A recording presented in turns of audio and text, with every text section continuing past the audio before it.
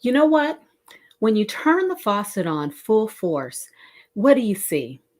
You watch that water just flow, flow, flow from the faucet and it goes down the drain. Let's say you decide to plug the drain. Then what happens? Then the basin or the tub fills up until the water overflows. That's how it is with moms. When we're managing our roles and our responsibilities, it's as if those roles and responsibilities force our energy to just rush down the drain. And if we try to hold on and keep it moving, we become overwhelmed with the force of the responsibilities. Well, I'm going to talk about how moms can permanently stop the energy drain and enjoy it at the same time. And I'm going to get to it in just a moment.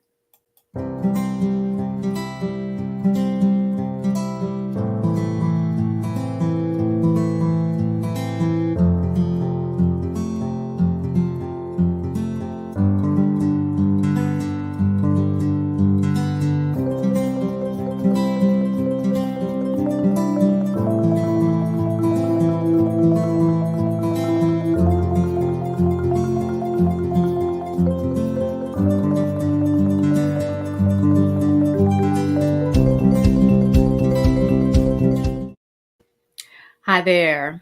I want to welcome you ladies to Stress Talk Live.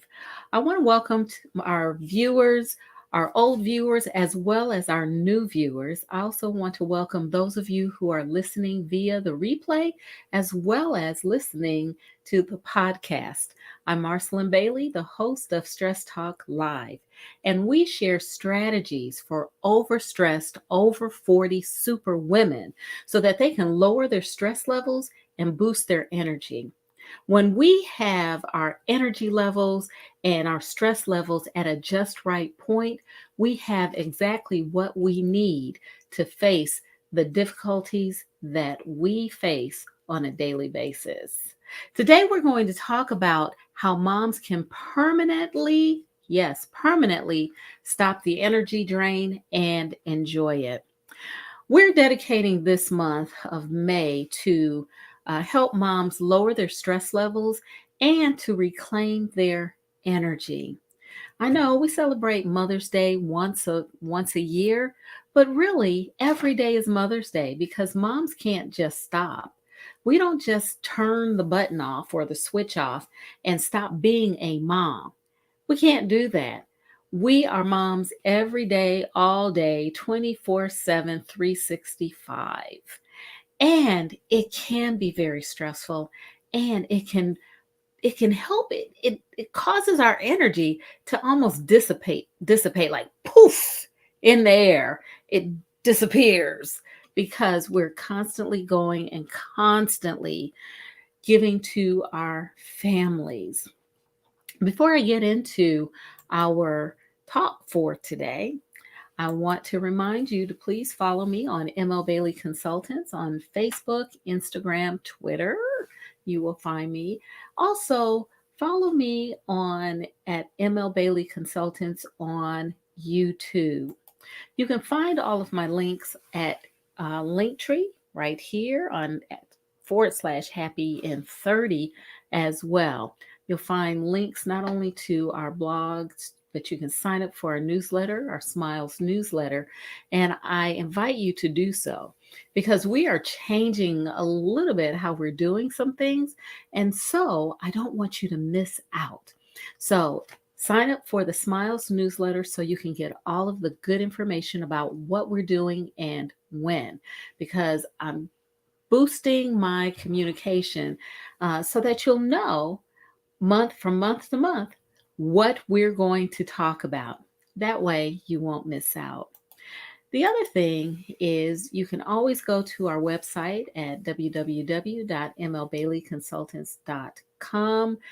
We're going to be revamping our website a little bit so that we can also share information about what is going on with ML Bailey Consultants, what's current, so that you don't miss out.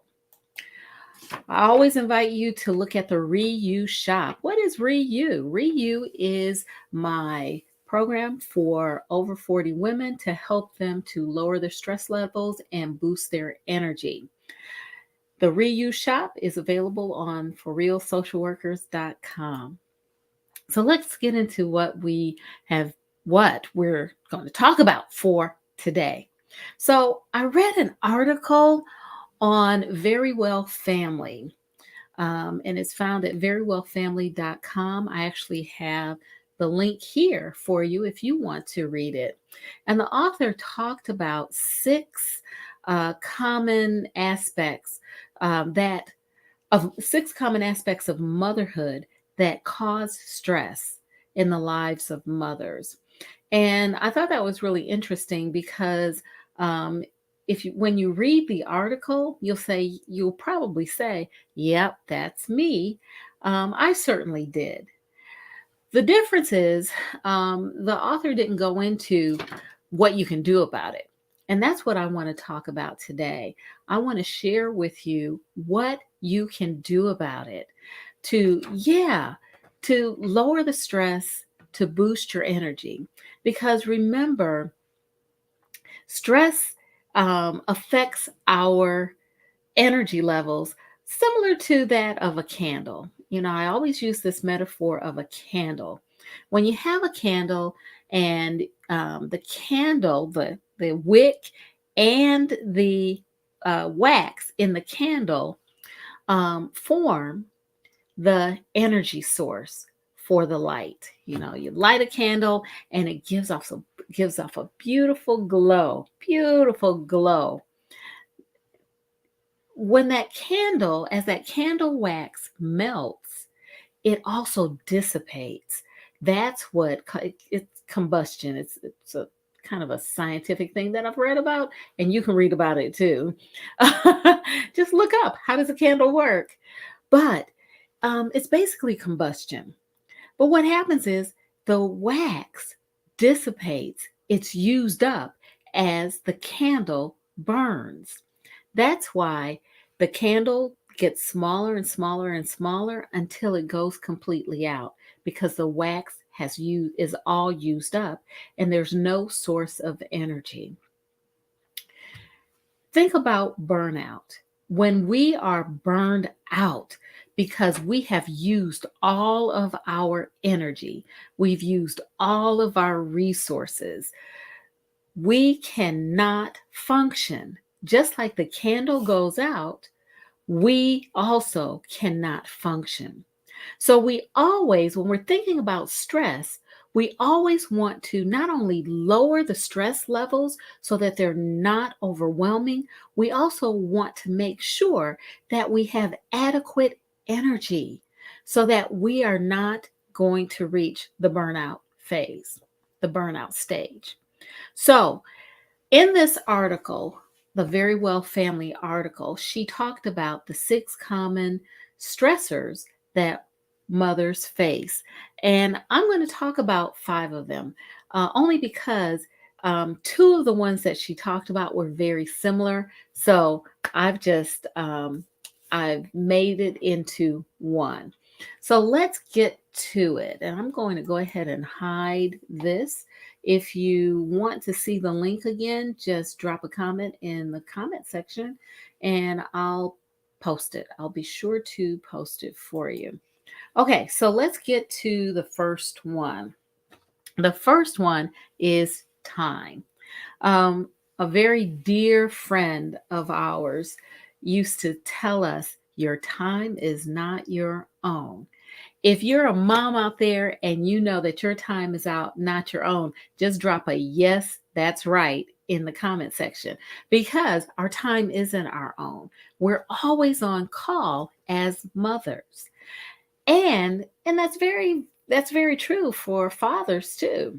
But our friend used to tease us because she had, of course, had children before we did. And she used to say very calmly, your time is not your own. and how well we learn that. Not only do moms have responsibilities and demands from their children, they also have demands from their partners or their spouse, as well as from work responsibilities, right? In my online course called Take the Ish Out of Selfish, I talk about the demands that moms have. And I also show you how to carve out time for yourself so that you're not expending all of your time and all of your energy giving to others and not replenishing it. Take the ish out of selfish teaches you and shows you very easy ways to replenish that energy so that you can really fully be attentive and available to your family. So, how do you carve time for yourself? Because I know if you're a mom, you're like, well, how do I do that? I don't know how to do that. Well, you want to think in small bites. It's really a mind thing. You want to change your perspective as well as change your mindset. Number 1, think about what you're doing and why you're doing it. That's a question that you want to ask yourself often. What am I doing and why am I doing it? You also want to consider small ways to get small bites of time that can replenish you. You know, it gives you a jolt to get through the day. One thing that we sometimes do to give us a jolt is we will eat a chocolate bar, or we'll eat some candy, or we'll eat something that has sugar in it to give us a jolt. Well, you want to think about things that you can do, healthy things that you can do that will give you a boost of energy. Here's a couple of things that I would suggest. Number 1, don't rush to pick your children up from daycare or the sitter. Take that time between getting off work, just take some time between getting off work and picking them up to regather yourself, to transition from work to home. Sometimes I'll tell people that think about construction workers. My grandfather was a construction worker, and before he did anything, he would come home and he would take a shower. He would take off all of his clothes, he would take a shower before he did anything else. It was like he was washing the day off of himself. And then he was fully attentive to my grandmother and his family. That's something that we tend not to do. We rush from work to home and we start doing things at home. Take time between the time you get off work to the time you get home for yourself. That's number 1. And that's a simple thing. Sometimes it's a matter of riding in the car. It may take you 30 minutes to get to the sitter or to the daycare from work. Use that time to allow yourself to gather yourself back to who you really are. Not the worker, not the employee, but who you are. Another thing that you can do is start scheduling time alone during the day. Now, I know if you're working, even if you're working from home, or if you own your own business and you're working, a lot of times you might think that you don't have the liberty to set aside time for yourself. That's an important part of boosting your energy and re energizing. You want to have 10, 15, 20 minutes alone time just for you. Take that time to refocus yourself and to center yourself. And you can do that a number of ways. Having a leisurely cup of coffee or a leisurely cup of tea, like I am. You can also set aside time to just read a page out of a novel that you wanted to read for a number of years, but you've not had time to do it. You might also want to set aside that time to go for a walk, get fresh air, get into some green space, just Recognize the greenery around you, the trees and the flowers. You may also just want to sit quietly, meditate. That is time well spent. So, number one, when we're talking about time, you want to remember, yes, your time is not your own. However, you are a whole person. You're not just mommy, you're not just wife or partner, you're not just an employee. You are a whole person. And you were a whole person before you became those things as well. So, number one, carve time out for yourself. And then don't rush to pick your children up from the daycare or the sitter. And try to schedule time during a day where you can spend time alone. The second thing that the article talks about is finances.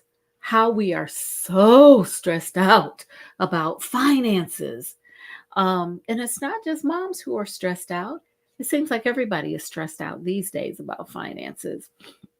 But let's talk about some of the ways that we can lower the stress levels and rev up the energy. Okay, first, have a clearly defined budget. When you are managing a household, managing the cost of keeping that household going, you really want to have a clearly defined budget. Taking a sip of that good tea. Now, I know that that can be difficult to stay on budget, but the budget gives you a framework. It helps you to establish boundaries, not only for yourself, but for your children. Because sometimes children really don't understand that money doesn't grow on trees, and they don't understand that you can't just go up and dig money up like you would dig cabbage, right? So it helps them too to understand how money works and that you have constraints, right? So have a clearly defined budget. Also, have agreed upon budget rules that both you and your partner or spouse can abide by.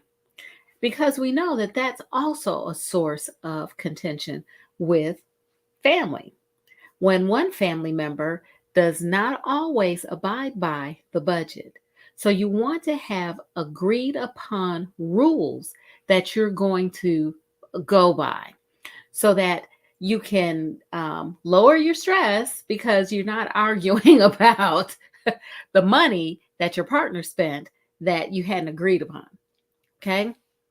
The third thing, when it comes to finances and ways that you can lower your stress and rev up your energy, is to teach your children about the values of things. The value of things.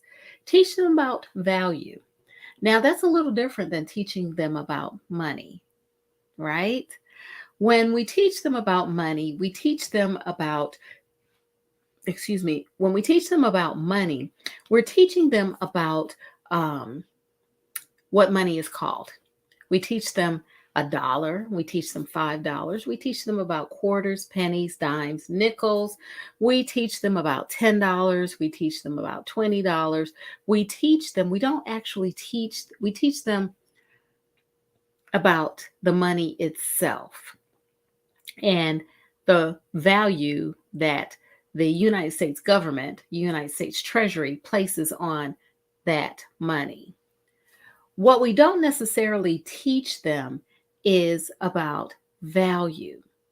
Now, I'm going to give you an example from my life. When our daughters were in middle school, well, one was in middle school and one was an upper elementary student. Our middle school daughter wanted a cell phone. Now, granted, they are both in their 20s. One is 23 now, one is 21. So this has been a long time ago. Not, it wasn't something, cell phones for children were just becoming the thing when they were in school.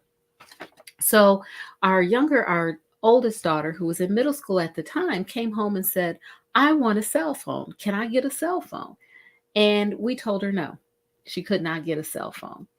As a matter of fact, she did not get a cell phone until she went to a leadership conference in Washington, D.C. as a rising ninth grader. Yeah, we held off that long. And our youngest daughter, who is 2 years younger than her, still didn't get her cell phone until she was, I think, in ninth grade too, in high school. The reason we did not get them cell phones is because of the cost of the cell phones, but we also wanted to teach her that um, the value. We wanted to teach her value. We spent a lot of time with our children. We were parents who went to every game they were in, all of their activities. We set aside our we set aside time to do that, but we also rode to school with them, and we talked to them and we listened to them. We wanted them to understand that just because other kids had it, that was not something that we valued. They had every opportunity to use the phones at home to call their friends if they wanted. They would see their friends in school, and they could also visit with their friends. We did not want them texting us, and we didn't want them texting. We wanted them to mature enough to understand the value of having a cell phone. And I know I'm kind of talking around it, not giving a whole lot of detail. But when you're teaching children the value of things, it goes beyond what the label says, it goes beyond what others have. And it takes away the disposable nature of things. We spent a lot of time teaching our children that we just don't throw things away. We find other uses for them. We recycle them if we need to. We didn't buy clothing that was full price. We shopped for sales and taught them early on. We go to the sale rack and we find bargains, and we thought that was fun. It was like finding treasures. When you teach value, it's different than teaching money. So, when it comes to finances and ways to lower your stress, my suggestions are threefold. You have a clearly defined budget, you have agreed upon budget rules that you, your spouse, and your partner can agree upon and abide by, and you teach your children about how to value things, the value of things. The other thing is that causes stress for moms are relationships. Okay? When you become a mom, or when we become a mom, sometimes the tendency is to put relationships on hold. Yeah, we put relationships on hold, and we may not spend time with our friends like we once did. But keep this in mind, relationships keep us interesting. It gives us different things to talk about. It expands our horizons about what's happening in the world. It gives us new ideas and new things to consider. So, relationships are important. So, one of the things we want to do as moms in order to lower stress, keep our energy up, is to spend time with our friends. We want to meet our friends for lunch. We want to have coffee or tea after work. We want to talk to them on the phone. We want to share what's going on in our lives. But we also don't want the whole time with our friends to be focused on our children and our family. We want to talk about other things. Yeah, I want to talk about the new skincare product that you're using that's making your face glow. Yeah, I want to talk about where'd you get that dress? Let's go shopping because I love that dress and I need that dress for me. You right? So we don't want to focus the total conversation on our children and our family. We want to talk to our friends about other things. Remember, because that keeps us interesting. The other thing is we want to have mini dates with our spouse or our partner. My husband and I laugh about this, but this is something that I share in my private practice all the time. When our children were old enough to be left alone for a few hours, we used to go on dates to Target. Saturday morning, Sunday morning, we would hop in the car and we would go to Target. Yep, that was our date. We would go to Target and we loved it. We loved it because we had time alone. We could spend time with each other and just talk. And it wasn't, our conversation was not about our kids all the time. Yeah, we discussed them a few times for a short time, but it wasn't totally around them. We spent time with each other, spend getting to know each other, right? Because that keeps the relationship fresh. And yeah, we could go to Target and not buy anything. A lot of times we did because we like Target. But we'd go to Target, we'd go to Home Depot, we'd go to Lowe's. We would spend that time together. So it is important for moms to make sure that we are cultivating our relationships outside of our children, outside of our families. We want to spend time with our friends, not talking about family, but talking about other things.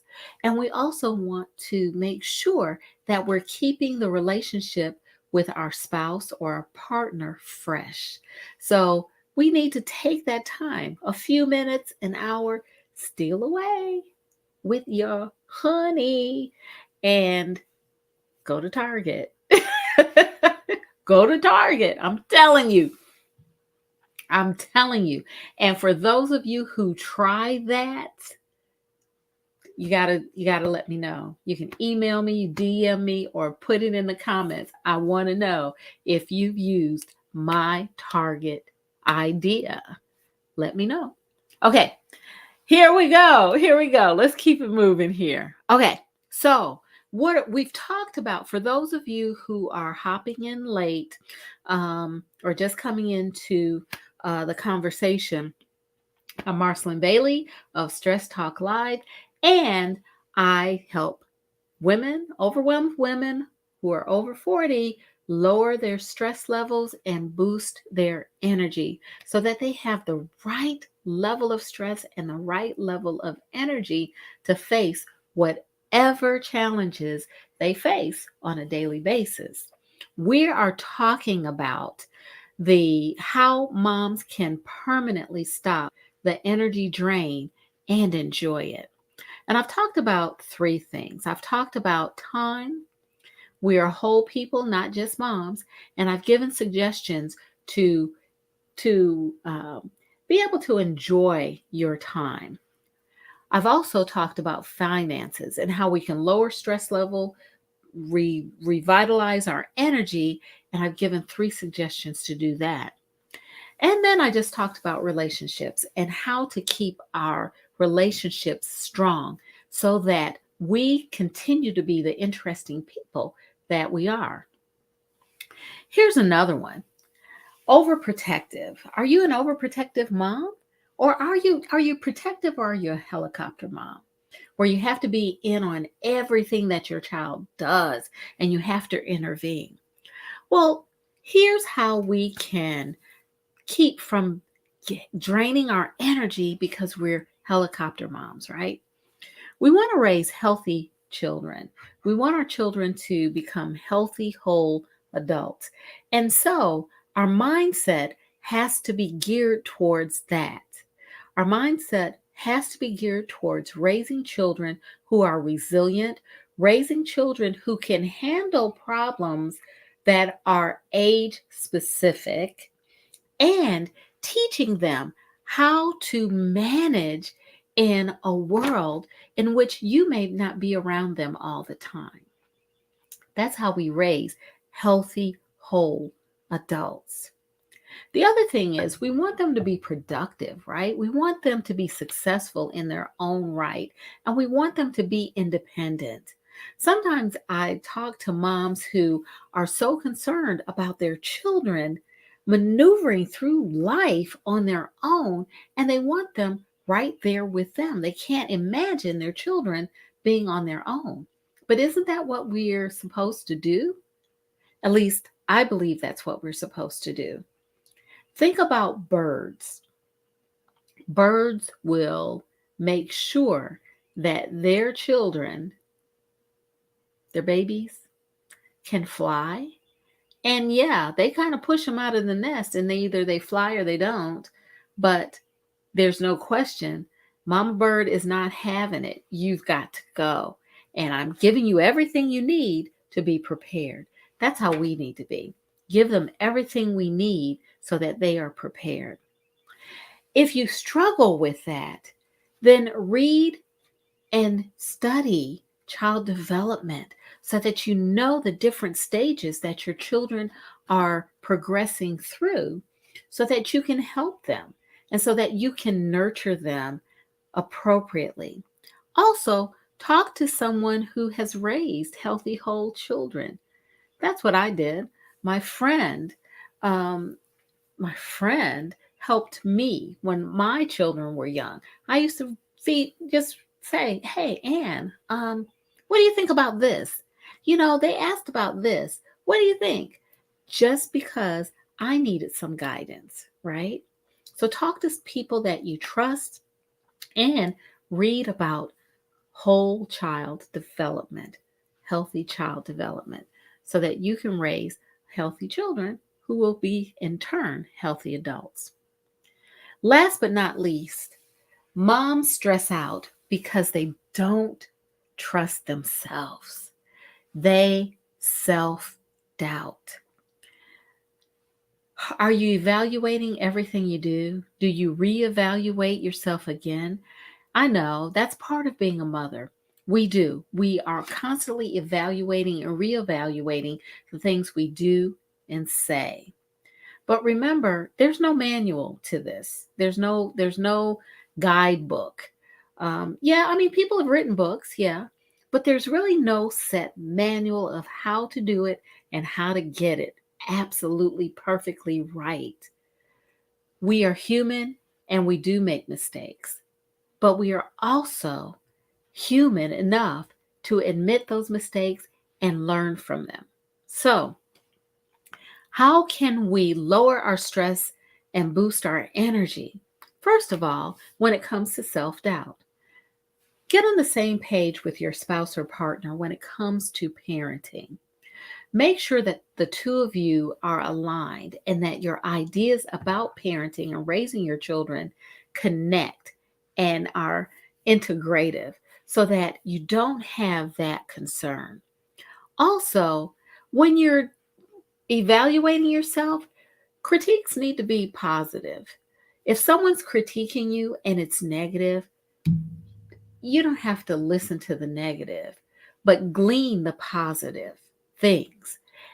Admit your mistakes and move on. Don't dwell on them. Children are very resilient. They bounce back and they love us, especially if they see that we're trying to get it right. You want to pat yourself on the back a lot too, because I'm sure there's a lot more that you've done to facilitate raising a healthy child than you've done wrong. You've done a lot more right, and you've done a lot more that's beneficial. So pat yourself on the back and do that often. The other thing is what I alluded to earlier. Get help. Ask the experts if you need help, or talk to someone who has raised healthy, whole children and make sure that's someone that you trust. And they will help you. And that will hopefully alleviate some of your self doubt. So, we've come to an end. I've gone over a little bit, but we've talked about how moms can permanently stop the energy drain and enjoy it. I've talked about 5 things. I've talked about time, finances, relationship, if you're a protective mom, or if you're a helicopter mom flying all over, and self doubt. 5 things. And I got this idea from the following article: Common Causes of Stress for Mothers, that's found on verywellfamily.com. The author, of course, talked about the things that cause stress, and I added to it by telling you how to lower your stress and to re energize. Well, that's it for me today. I'm glad you joined me. I'm glad you're here.